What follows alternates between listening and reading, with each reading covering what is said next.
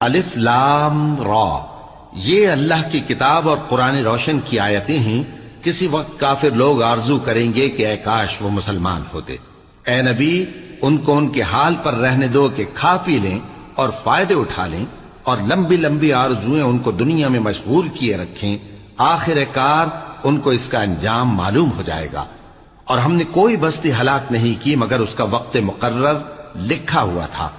کوئی امت اپنی مدت مقررہ سے نہ آگے نکل سکتی ہے اور نہ پیچھے رہ سکتی ہے۔ اور کفار کہتے ہیں کہ اے شخص جس پر نصیحت کی کتاب نازل ہوئی ہے، تو دیوانہ ہے، اگر تو سچا ہے تو ہمارے پاس فرشتوں کو کیوں نہیں لے آتا؟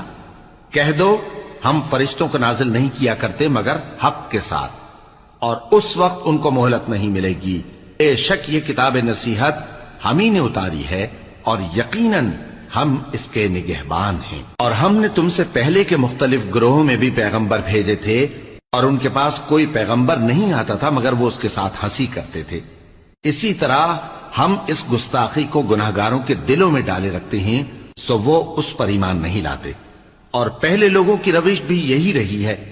اور اگر ہم آسمان کا کوئی دروازہ ان پر کھول دیں اور وہ اس میں چڑھنے بھی لگیں تو بھی وہ یہی کہیں کہ ہماری آنکھیں باندھ دی گئی ہیں، بلکہ ہم پر جادو کر دیا گیا ہے۔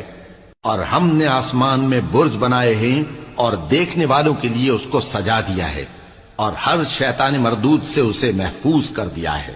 ہاں، اگر کوئی چوری سے سننا چاہے تو ایک روشن انگارہ اس کے پیچھے لپکتا ہے، اور زمین کو ہم نے پھیلایا اور اس میں پہاڑ بنا کر رکھ دیے، اور اس میں ہر ایک چیز اندازے سے اگائی۔